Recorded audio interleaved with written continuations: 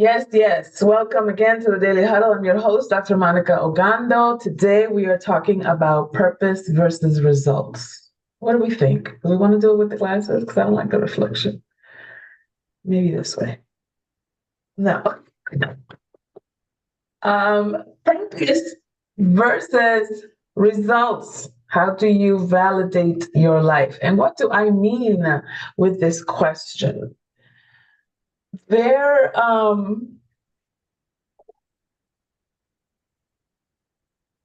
there are certain ways in which this culture trains us, socializes us, conditions us to believe that if you cross off certain things on your checklist of life, right, that you will be deemed a good person, a successful person, a worthy citizen, a productive member of society, whatever you want to call it, right? That there are certain things that you must do or engage in or accomplish or cross off and so forth in order for you to be good. Air quotes, okay? And the earlier you achieve them, the better.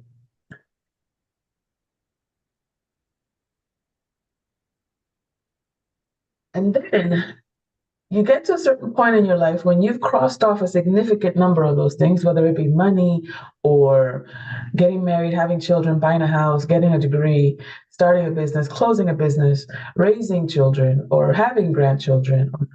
There's a number of ways that people measure their worth. But you get to cross off those things and you're like, this can't be it. There's got to be more than this. And you think maybe, since we live in a bigger, more different culture, that if it was not enough to get the first marriage, let's get the second marriage.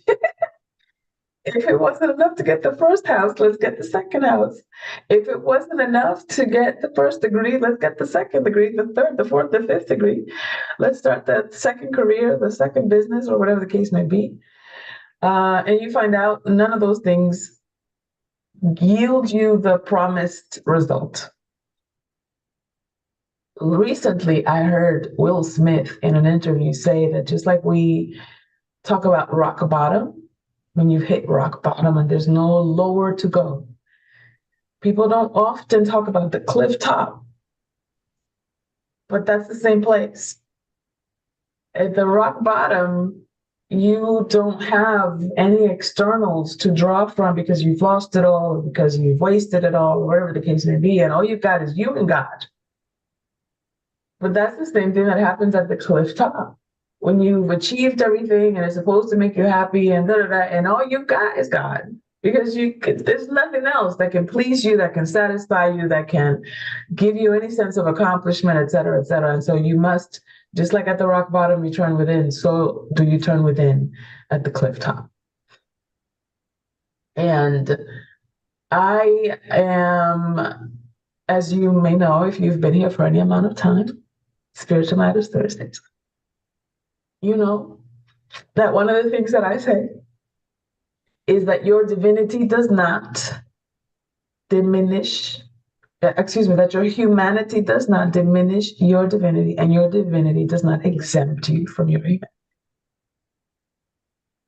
And so what does that mean? That means that we live in a dual universe, that you can have both the rock bottom and the cliff top, that you can have your divinity and your humanity, that you can have both external success and internal peace. They are not mutually exclusive. The trouble comes when you think they are, when you think that they are mutually exclusive, or you do one or pursue one at the expense of the other. That's, I think, when the trouble begins. And so when I wrote this question, purpose versus results, which one validates your life? It was a little bit of tongue in cheek because my response would be, first of all, both. First of all, stand for the end. Hashtag, that's my favorite hashtag, stand for the end. And so, how do you do that in your life? How do you do that in your life? There are certain roles that challenge you. It was very easy for you at the beginning to be a son or a daughter. Maybe it was easy, I don't know. But it was a default role. You were somebody's baby. And then you grew up, and it was difficult to be somebody's baby because you needed to grapple with your own autonomy, with your own agency, with your own adulthood compromises and commitments. And if you were ever in an adult relationship that required love and care and commitment, such as a romantic one, such as a sexual one, if you started a family with somebody, etc., then that person had expectations and commitments that they wanted out of you as well. And you wanted some out of them. And now then maybe you started a family and you started raising babies. Now you're no longer the baby, you have a baby. And that shifts the dynamic as well. Eventually, if you get to be old enough, that baby will take care of you the same way that you took care of that baby when that baby was a baby. Near your elder age, near your own mortality and so forth. That was the experience that I had with my father when he passed away, was that he became my baby.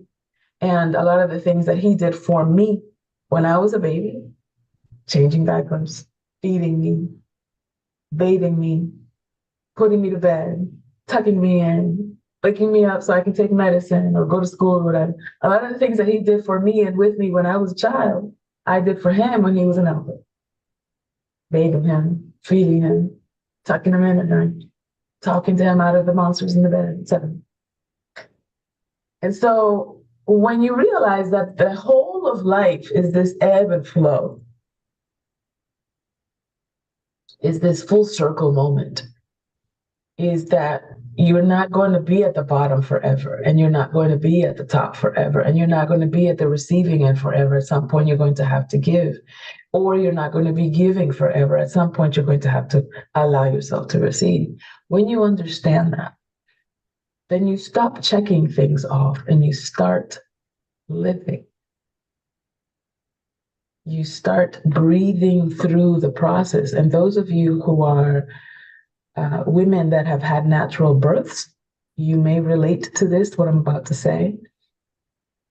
Sometimes you anticipate the moment of giving birth, like, oh my God, how painful is it going to be? And is the baby going to fit? Are they going to have to do surgery? And all this worry and all these concerns.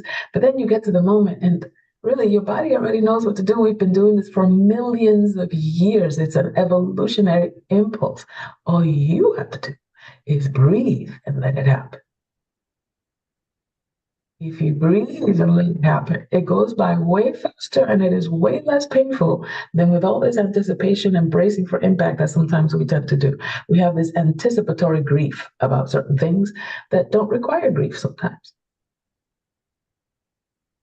And so my answer to that is going to be purpose or results. It's going to be both. Goals versus process, it's going to be both. It's good to have goals. It's good to be able to say, I want to go over there, right? And have a destination in mind, etc. And be committed to the destination, that which you want to create, that which you want to accomplish. The sense of accomplishment is beautiful. I'm not saying don't do it. What I'm saying is that that's not the complete picture of the joy and the power and the fulfillment in your life. It's also the process. It's who you become on the way to achieving that particular goal. It's who you become when you have to reinvent yourself, redesign yourself in a moment, in a flick of a dime, in a conversation, in a reaction. Right? We've had those moments when it's like it's a leisurely stroll on Sunday down a beautiful road. And that requires a certain driving skill. But when you're about to avoid a particular car in front of you or behind you and you don't want to fall down the ravine and hit the guardrails, that requires a certain skill as a driver out of you as well. And both of them are equally as important. If you think that life is supposed to be just a Sunday stroll down a beautiful road and you find yourself having to avoid an accident, you're going to think the accident is a problem. You're going to think traffic is a problem. You're going to think it's a glitch in the matrix. When you understand that life is both a Sunday stroll and emergency landings or emergency turns in the middle of the highway at full speed ahead. When you understand that it's both, then you prepare yourself, then you handle yourself, govern yourself accordingly. There's a saying in Stoicism that said, I don't know who said it, so don't ask me by who, but it says, if the more you sweat in training, the less you bleed in war. The more you sweat in training, the less you bleed in war. And what that means is when you train yourself, when you discipline yourself, when you brace yourself, when you count all scenarios, not from a place of avoiding pain necessarily, but from a place of full disclosure that all these things are possibilities and I want to be prepared to handle all of them in excellence and in mastery, then when they happen, you're not thrown off your center. Right? We go into a relationship, for example, a romantic relationship, let's say, thinking that it's going to be all, love and rainbows and butterflies and flowers. But this is a human being who's evolving just as you are. And they have childhoods that they are integrating into their life just as you are. They have needs and preferences just like you do. And some of them conflict with yours. And there have been times, admit it, if not to me, then at least to yourself, there have been times when you could give an F about what anybody else needed. You wanted your needs met and bump being gracious. You're going to get what you're going to get. And I'll talk to you later after I have this need met. Sometimes that shows up in the way that you go to the bathroom when you have to pee. And sometimes that shows up in the way that you are when you get hungry. Sometimes that shows up in the way that you are when you get impatient. Sometimes that shows up with the way that you are when you get angry, when you're running late, right? That you become so laser focused on what you need and where you're going that you don't consider what somebody else also has to handle, right? And so when somebody does that to you, however, it's like, oh, it's so unfair and they're so selfish and how could they, da, da, da, da, which is another version of your selfishness. Because you're not extending the grace that people needed to extend to you when you were being selfish. You're going to be selfish full time. They don't get a turn, they don't get a shift, right? And so I'm bringing all of these pieces up because when we put everything on the table, you realize that you are both light and darkness, that you are both the highs and the lows of your own existence, that you are both the author and the participant of your story, right? That you are both the victor and the villain. And so it's a false premise to say purpose or results. It's a false premise to say goals or processes. They're both included. Now, question is, which one is your dominant energy? Because you have them both. Just like you have dominant masculine or dominant feminine energy, you have a right hand and a left hand. You have a right hemisphere in your brain and a left hemisphere in your brain. For some of us, those hemispheres may be compromised. Some of us have had brain injuries. Some of us have had traumatic events in our lives, and we haven't fully reconnected our neurons in the brain. But you have them both. Which one is dominant for you? Do you drive your life based on goals, or do you drive your life based on the journey? That's a question I want to ask you. I want to pose that to you now. Do you drive your life based on goals or benchmarks or destinations, or do you do it based on the drive, the process, the journey? Which one are you? Tell me, or tell me what you're noticing as a result of this conversation today.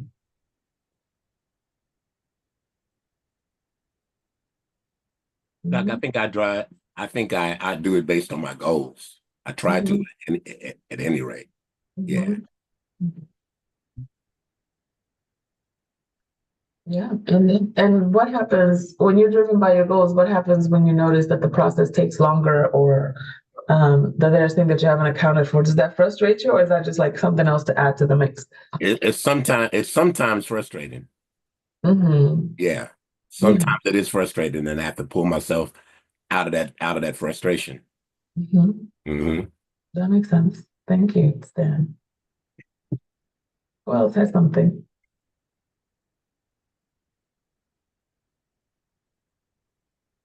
Question or comment? Mm.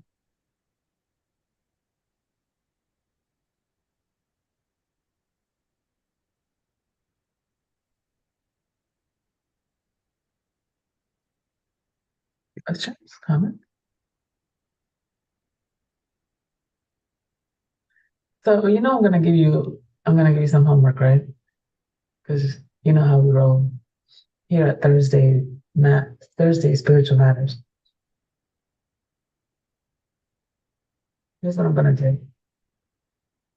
Here's the homework I'm gonna give you.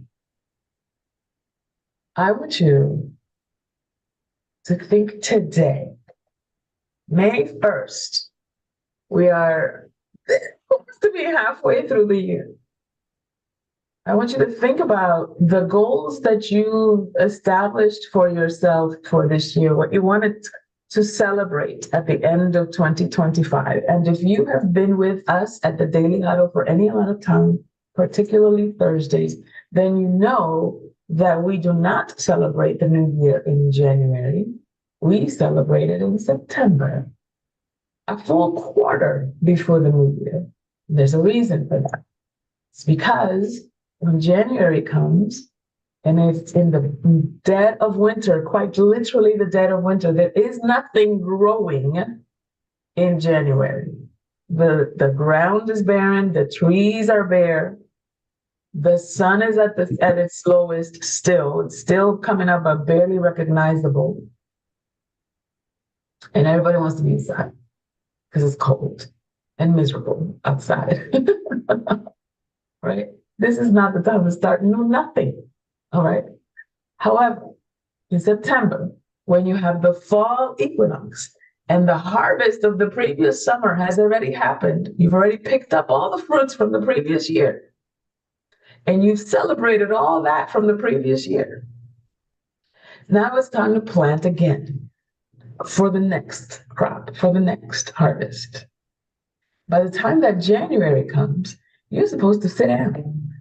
You're supposed to be intentional about those seeds and those crops that you've already planted. The planting has already been done. You've already declared, you've already promised, you already said what you wanted your year to look like. Now you're in the process of clearing the weeds and making sure that what you have planted remains healthy. But it's already been planted. That's why we celebrate it in September and not January. Right? And so by the time that March 21st, which is the next equinox, instead of the fall equinox, then we have winter, and then we have the spring equinox. Here, the sun is rising again.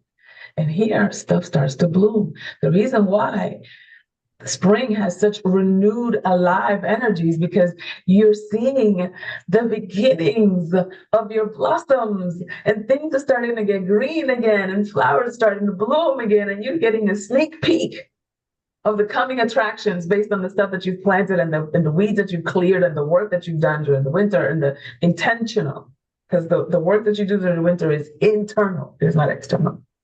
Now you finally have a chance to go external when the spring comes. That's why there's the spring of new energies, not because it's the new year's in the spring. But again, that's another sermon for another Sunday. So I'm going to ask you, based on what you're seeing pop up in your life, based on the money that you've been making, based on the jobs that you've left or accepted, based on the transitions in the career and the relationships, et cetera, that you've handled so far, what is blooming in your life? And is that congruent with the goals that you set to yourself that you would create this year?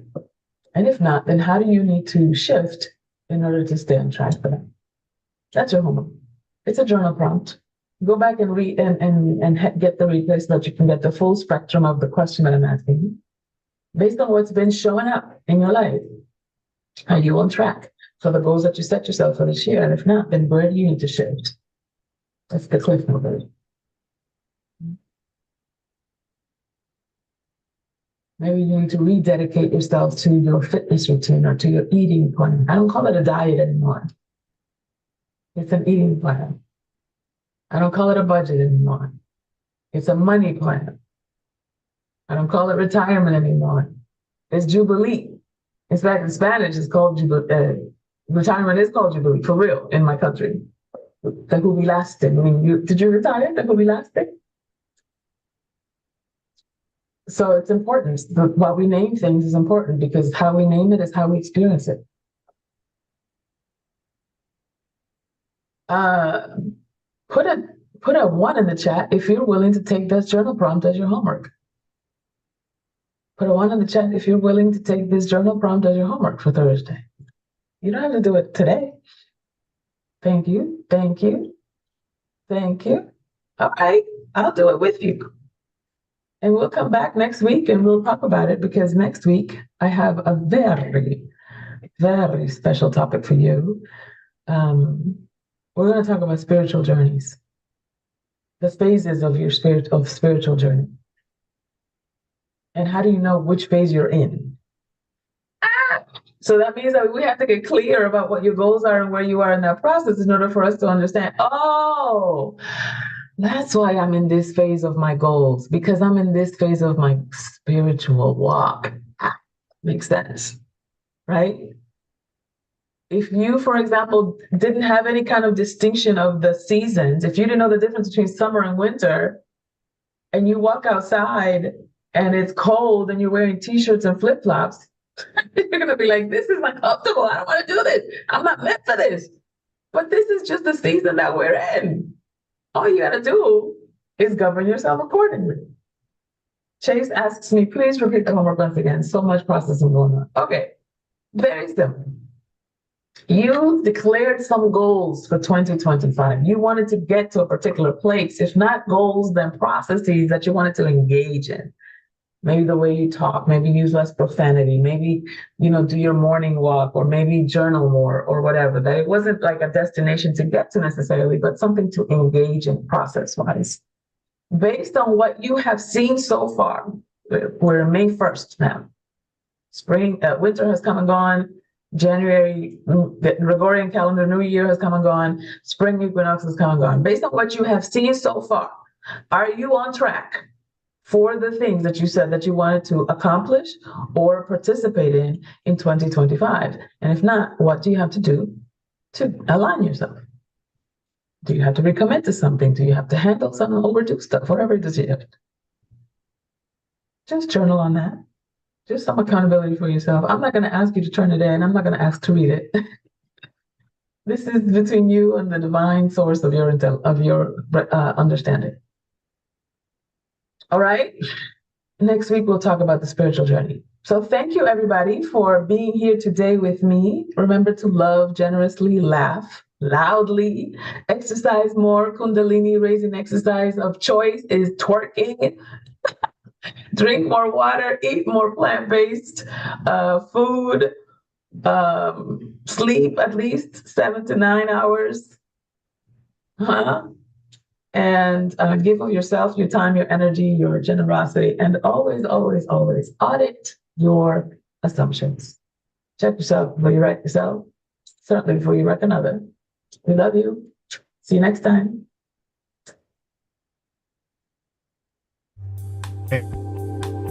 Thank you.